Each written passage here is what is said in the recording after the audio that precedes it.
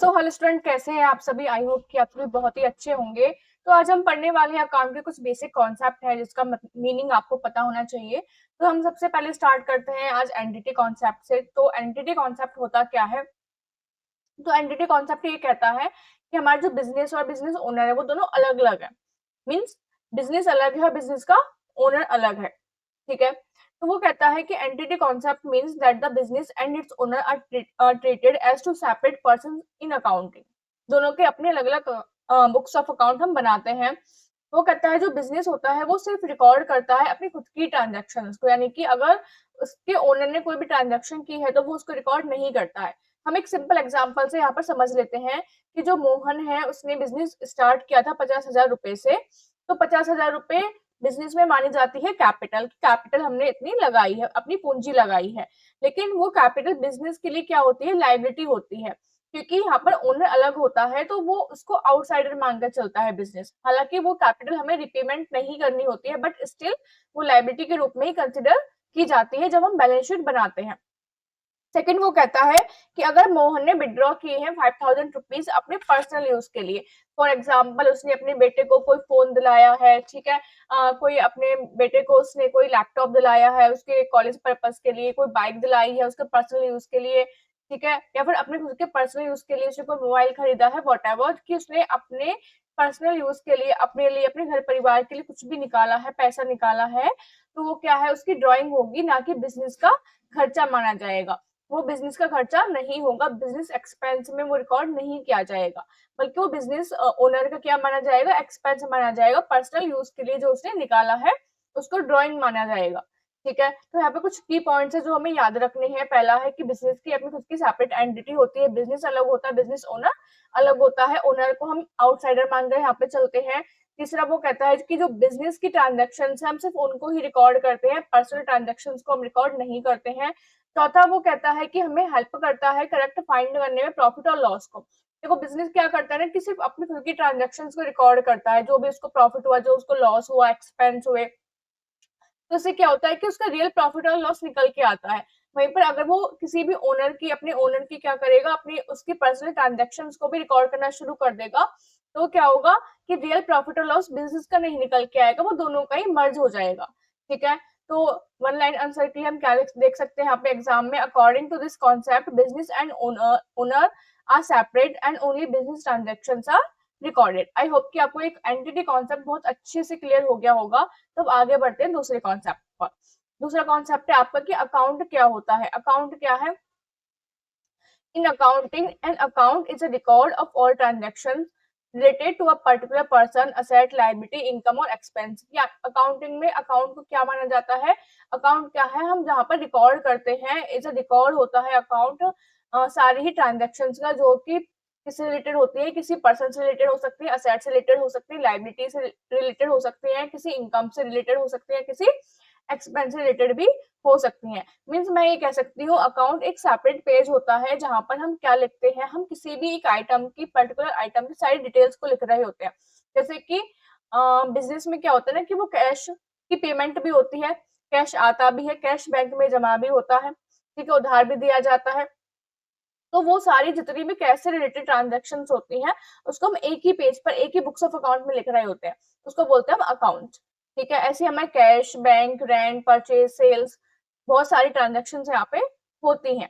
तो यहाँ पे तीन अकाउंट्स होते हैं, पर्सनल, रियल और नॉमिनल अकाउंट होते हैं। पर्सनल अकाउंट से हम समझ सकते हैं किसी पर्सन का अकाउंट, यानी कि किसी पर्सन का भी हो सकता है और किसी ऑर्गेनाइजेशन का भी हो सकता है। जैसे कि Ram's account, ABC limited account, Jindal limited account, ठीक, SBI bank account, Axis bank account. तो बहुत सारे किसी भी ऑर्गेनाइजेशन के भी हो सकते हैं, किसी पर्सन के भी वो हो सकते हैं। दूसरा वो कहता है कि रियल अकाउंट क्या होता है, जो कि किसी भी असेट से रिलेटेड होता है हमारा। जैसे कैश अकाउंट हो सकता है, कैश असेट मानी जाती है, फर्नीचर हो सकता है, बिल्डिंग हो सकती है आपकी, ठीक है। तो ये सारे क्या है, असेट है, जो भी असेट होती है उसको हम बोलते हैं रियल अकाउंट। थर्ड होता है नॉमिनल अकाउंट, क्या होता है, जो कि रिलेट करता है हमारे एक्सपेंसेस से, लॉसेस से, गेन्स और प्रॉफिट से। अभी हम डिटेल में आगे पढ़ेंगे कि इन चारों में क्या क्या डिफरेंसेस होते हैं। तो इन चारों से जो भी रिलेटेड ट्रांजेक्शन होती है वो होती है हमारी नॉमिनल अकाउंट में।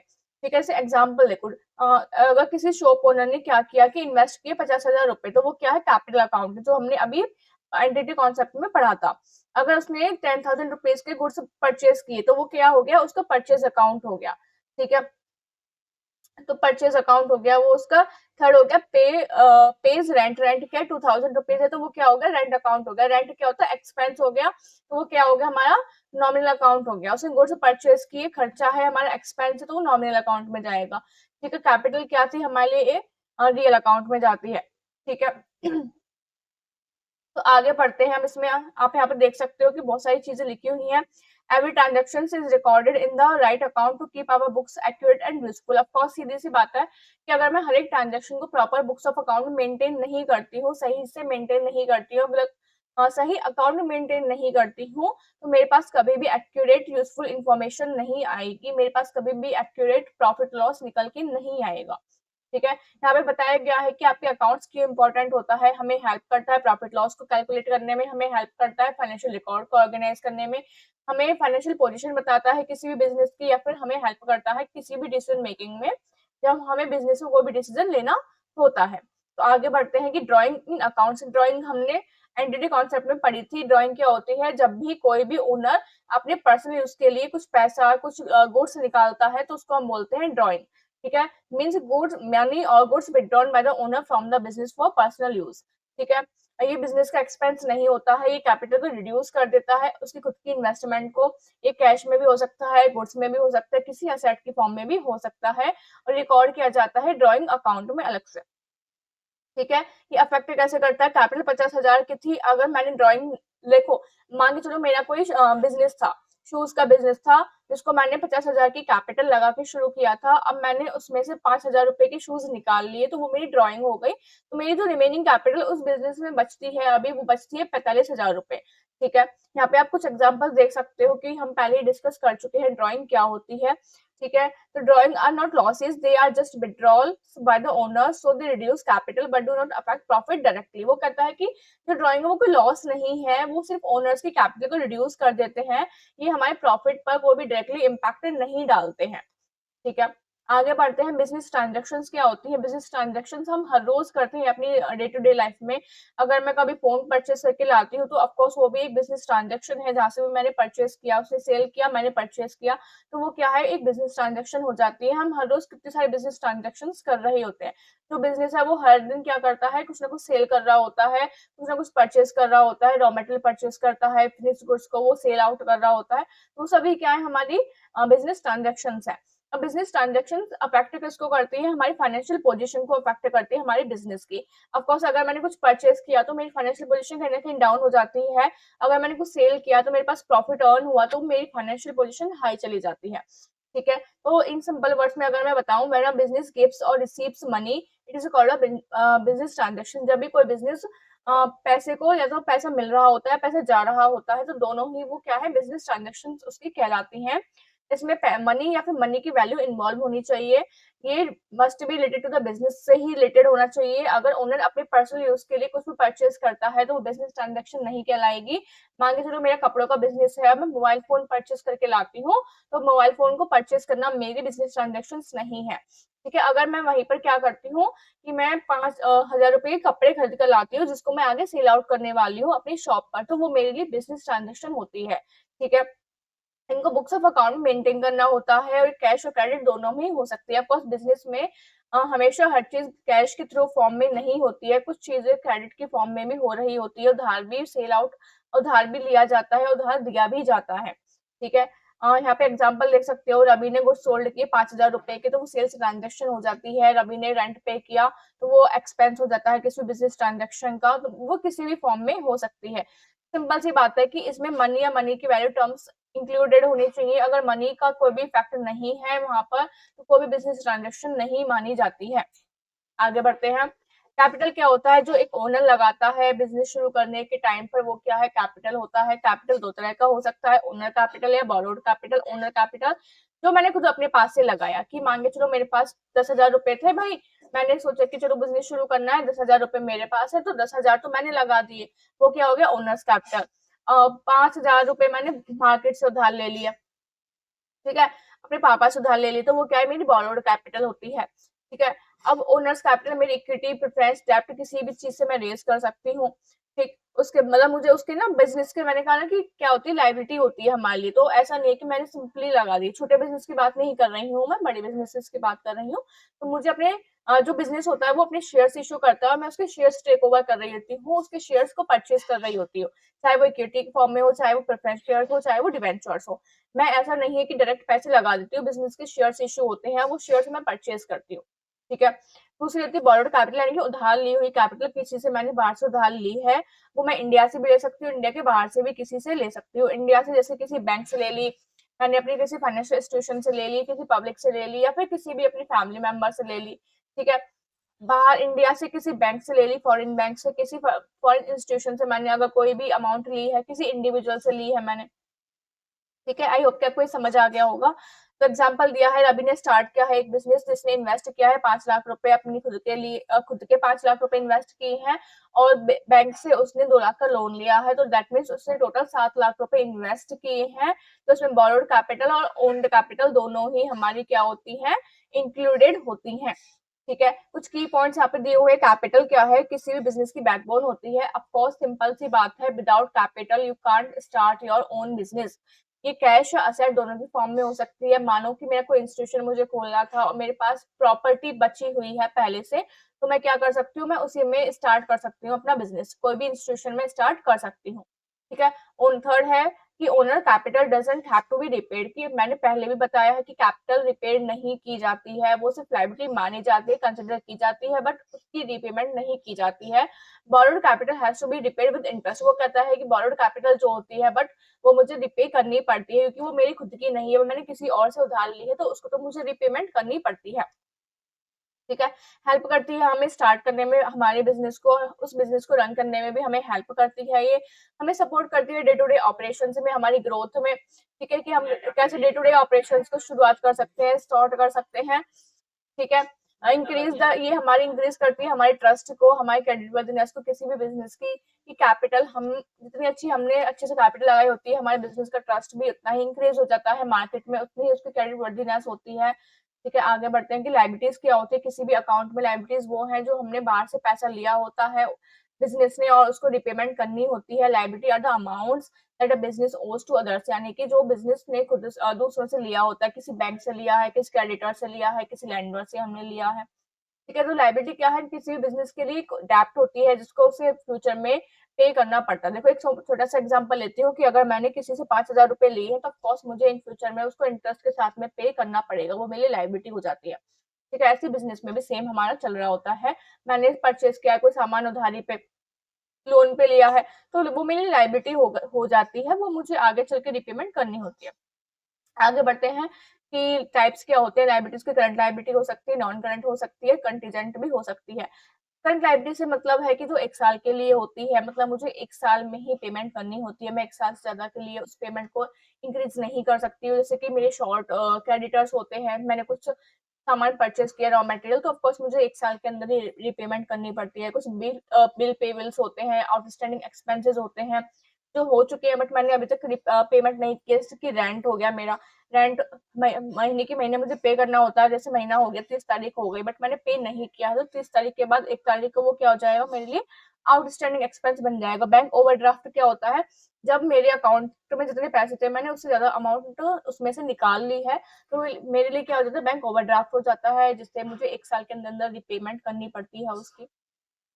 नॉन करंट लायबिलिटीज क्या होती है, जो लॉन्ग टर्म के लिए होती है, मतलब कि 1 साल से ज्यादा के लिए जब वो होती है, जैसे कि बैंक का लोन है, डिवेंचर्स है, हमारे लॉन्ग टर्म बोरिंग्स है, तो ये सब क्या होती है 1 साल से ज्यादा के लिए होती है, हमारे 5 साल के लिए होती है। जैसे कि कंटीजेंट होती है, जो राइज हो भी सकती है, नहीं भी हो सकती, मतलब डाइसी केस है, हम श्योर नहीं है कि होगी ही होगी। जैसे कि मुझे लगता है कि कोई डेटर है जिससे मुझे पेमेंट आनी है, लेकिन वो मुझे देगा या नहीं देगा, डाइसी हो रहा है। तो अगर उसने दे दिया तो बहुत अच्छी बात है, बट अगर उसने नहीं दिया तो वो मेरी कंटीजेंट लायबिलिटी की बात करते हैं, आई एम सो सॉरी। तो जैसे कि कोई कोर्ट केस चल रहा था अगेंस्ट बिजनेस, तो अगर बिजनेस जीत जाता है तो बहुत अच्छी बात है, बट अगर बिजनेस हार गया हमारा, तो उसको कुछ ना कुछ पेमेंट करनी पड़ेगी आगे। तो क्या है, कंटीजेंट लायबिलिटी है, जिसका होना श्योर नहीं है, डाइसी केस चलता है। ठीक है। जैसे कि यहाँ पे एग्जांपल दिया है, क्रेडिट परचेज क्या है कि रवि ने कुछ गुड्स परचेज किए हैं मोहन से क्रेडिट पे 5,000 रुपए के, ठीक है, उसको रिपेमेंट करनी है 1 साल के अंदर, तो वो क्या है, उसकी करंट लायबिलिटी हो जाती है। अगर मैंने बैंक से 1 लाख रुपए लिए हैं 5 साल के लिए, तो वो मेरे लिए क्या हो जाती है, यहाँ पे लॉन्ग टर्म लायबिलिटी बन जाती है, नॉन करंट लायबिलिटीज हो जाती हैं। ठीक है, आगे बढ़ते हैं कि एक्सपेंडिचर्स क्या होते हैं, एक्सपेंडिचर का मीनिंग और उसके टाइप्स क्या हैं। मतलब बिजनेस के द्वारा किया गया खर्चा, चाहे वो उसने असेट को एक्वायर किया, चाहे उसने एक्सपेंसेस पे किए हैं, चाहे वो कोई ऑपरेशंस रन कर रहा है, उसके लिए कुछ रॉ मटेरियल उसने परचेज किया है, जैसे कि रेंट है, सैलरी है, इलेक्ट्रिसिटी बिल हमने पे किया, ट्रांसपोर्ट की अमाउंट हमने पे की है, एडवर्टीजमेंट हमने करवाया उसके लिए अमाउंट हमने पे की है, रिपेयर्स हमें कोई मशीनरी वगैरह में करवाने थे उसके लिए कोई हमने पेमेंट की है, तो सब क्या है, हमारे एक्सपेंसेस हो जाते हैं। इसके भी 3 टाइप्स हैं यहाँ पे, capital, revenue and deferred revenue expenditure है। कैपिटल एक्सपेंडिचर क्या होता है, जब वो मैं खर्चा कर रही हूँ और वो मुझे लॉन्ग टर्म में जाके बेनिफिट देगा, जैसे कि benefit last for more than a year. मैंने कोई मशीनरी परचेस की, ऐसा तो नहीं है वो मुझे आज ही बेनिफिट दे देगी सारा, वो 10 साल के लिए अगर आएगी मेरे पास में, तो वो मुझे 10 साल तक ही क्या देगी, बेनिफिट प्रोवाइड करवाएगी।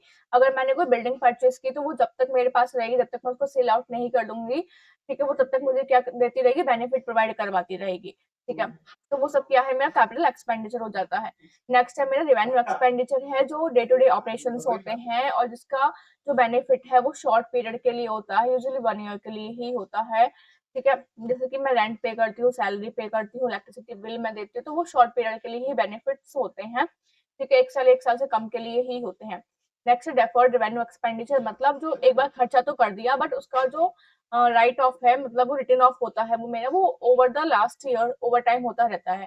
जैसे कि एडवर्टीजमेंट होते हैं, एडवर्टीजमेंट्स ऐसा तो नहीं है, हाई अमाउंट में होते हैं, 10 लाख के, 5 लाख के होते हैं। अब उस 10 लाख और 5 लाख का जो एडवर्टीजमेंट मैंने बनवाया है एक बार, वो 10 साल चलेगा मेरा फॉर एग्जाम्पल, तो जो 10 लाख रुपए लगे, तो वो मैं 10 साल में डिवाइड कर दूंगी, हर साल 1-1 लाख रुपए मेरा खर्चा राइट ऑफ होता रहेगा उसका। ठीक है, तो उसको बोलते हैं deferred revenue expenditures. Next expenses क्या होते हैं, प्रीपेड भी हो सकते हैं, आउटस्टैंडिंग भी हो सकते हैं, कि जो कॉस्ट इंकर्ड की गई है बिजनेस के द्वारा डे टू डे ऑपरेशंस को रन करने में, ताकि वो रेवेन्यू जनरेट कर सके। They reduce profit and recorded in the P and L account, वो हमारे प्रॉफिट को रिड्यूस कर देते हैं और हमें पी&एल अकाउंट में शो करने होते हैं। 2 तरह के होते हैं, प्रीपेड भी हो सकते हैं, आउटस्टैंडिंग भी हो सकते हैं। प्रीपेड का मतलब है कि मैंने एडवांस पेमेंट कर दी है, जो अराइज नहीं हुए थे, एक्वर्ड नहीं हुए थे, बट मैंने पहले ही उसको पे ऑफ कर दिया है। जैसे कि हम क्या करते हैं, कई बार रवि ने रेंट पे किया 12 महीने का, उसने पहले ही रेंट पे कर दिया है, यानी कि अब हर साल अराइज होगा, वो अकॉर्ड होगा, बट मैंने क्या किया, एक बार में 12 साल का पे कर दिया, तो वो क्या है, मेरी एडवांस पेमेंट चली गई है, वो प्रीपेड एक्सपेंसेस है। अब आउटस्टैंडिंग क्या होते हैं, कि इससे सैलरी जाती है हर महीने की 31 तारीख को, अब वो 31 तारीख को ना जाके अगर वो 7 तारीख को जा रही है, तो वो 6-7 दिन जो है मेरे, उसमें वो क्या आउटस्टैंडिंग एक्सपेंसेस है हमारे बिजनेस के लिए, कि मुझे देना है बट मैंने दिया नहीं है, वो हो तो चुका है मेरा खर्चा, बट मैंने पे आउट नहीं किया है अभी तक। ठीक है, नेक्स्ट है इनकम क्या होती है, कि भाई मैं जो कमा रही हूँ वही तो मेरी इनकम है। इनकम इज अ रेवेन्यू जो एक बिजनेस अर्न करता है अपने ऑपरेशंस के through over a specific period of time में। ये हमारी फाइनेंशियल परफॉर्मेंस को बताते हैं और क्लासिफाइड हो सकते हैं 2 टाइप्स में, ऑपरेटिंग इनकम में और नॉन ऑपरेटिंग इनकम में हो सकते हैं। ऑपरेटिंग इनकम क्या होती है, जो मेरी प्राइमरी बिजनेस एक्टिविटी से मुझे इनकम जनरेट होती है, कि अगर मेरा शूज का बिजनेस है और शूज को सेल करके जो मुझे इनकम जनरेट होती है वो मेरी ऑपरेटिंग इनकम है। ठीक है, नॉन ऑपरेटिंग इनकम क्या होती है, जो मेरी उस प्राइमरी बिजनेस एक्टिविटी से हटकर जो इनकम हो रही है, कि मैंने कहीं पर इन्वेस्ट किया हुआ था, उससे मुझे जो इंटरेस्ट मिल रहा है वो मेरी नॉन ऑपरेटिंग इनकम होती है। ठीक है, ऑपरेटिंग तो मुझे प्राइमरी बिजनेस एक्टिविटी से मिलती है, कि अगर मेरा शूज का बिजनेस है तो शूज को सेल करने से जो इनकम हो रही है। नॉन ऑपरेटिंग जो मुझे अदर देन प्राइमरी एक्टिविटीज से मिलती है, कि लाइक मैंने इन्वेस्टमेंट की थी तो उससे मुझे जो इंटरेस्ट गेन हो रहा है वो मेरी नॉन ऑपरेटिंग इनकम हो जाती है। आगे बढ़ते हैं, असेट क्या होती है, करंट भी हो सकती है या फिर नॉन करंट भी हो सकती है। असेट होती क्या है, रिसोर्सेज होते हैं बिजनेस के, जो उसके खुद के होते हैं, उसके कंट्रोल में होते हैं, जो कि विच कैन बी यूज किए जाते हैं टू जनरेट करने के लिए रेवेन्यू को और प्रोवाइड करने के लिए फ्यूचर इकोनॉमिक बेनिफिट्स को। Asset recorded on the balance sheet and are categorized as either current asset और नॉन करंट असेट, हमारी बैलेंस शीट में हम शो करते हैं, और ये करंट असेट भी हो सकती है, नॉन करंट असेट भी हो सकती है, फर्नीचर हो गया, बिल्डिंग हो गई, मशीनरी हो गई, वो सब क्या है, हमारी असेट्स। करंट असेट्स क्या है, जिसको मैं 1 साल के अंदर अंदर कैश में कन्वर्ट कर सकती हूँ। ठीक है, ऑपरेटिंग साइकिल के अंदर अंदर मेरा जो बिजनेस का है उसमें मैं क्या कर सकती हूँ, उसको कैश में कन्वर्ट कर सकती हूँ, तो बहुत ही जल्दी कैश में कन्वर्ट हो जाते हैं। कैश या कैश इक्विवेलेंट, जैसे कैश इन हैंड है, बैंक बैलेंस, तो मैं जब चाहूँ उसको कैश में कन्वर्ट करवा के ला सकती हूँ। अकाउंट रिसीवेबल है, मनी ओन्ड बाय कस्टमर, ठीक है, मैं जब चाहे उससे पैसा ले सकती हूँ अपने कस्टमर से, क्योंकि मैंने प्रोडक्ट सेल आउट किया है, अब मैं जब चाहे उससे पैसा निकलवा सकती हूँ। ठीक है, इन्वेंट्री है मेरे पास में, मैं उसको जब चाहे सेल करके विद इन अ ईयर अपना पैसा अपने जो इन्वेंट्री में पैसा फंसा हुआ है उसको कैश में कन्वर्ट करवा सकती हूँ। नॉन करंट है जो कि मेरी, जिसको मैं आसानी से कैश में कन्वर्ट नहीं कर सकती हूँ, उसमें मोर देन 1 ईयर मुझे लग जाता है उसको कैश में कन्वर्ट करने में। से मेरी बिल्डिंग हो गई, मेरी मशीनरी हो गई, मेरे व्हीकल्स हो गए, फर्नीचर हो गए, ठीक है, अगर मैंने शेयर्स में इन्वेस्ट किया हुआ है, बॉन्ड्स में इन्वेस्ट किया हुआ है, पेटेंट्स है मेरे, ट्रेडमार्क्स है मेरे, तो ये सारी चीजें। नेक्स्ट आता है मेरा फिक्स्ड असेट।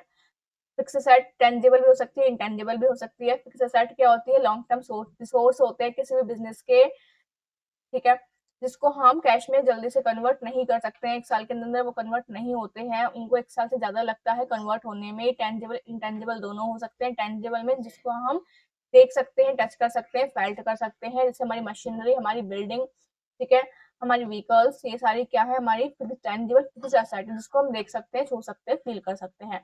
इंटेंजिबल क्या होती है, जिसको हम देख नहीं सकते, टच नहीं कर सकते, फील नहीं कर सकते, जैसे हमारे पेटेंट्स हैं, हमारे ट्रेडमार्क्स हैं, हमारे कॉपीराइट्स हो गए, हमारे सॉफ्टवेयर हमने जो परचेस किए हैं, हमारी बिजनेस की गुडविल, ठीक है। तो अगर वीडियो अच्छी लगी हो तो चैनल को सब्सक्राइब कर देना एंड डू द कमेंट्स।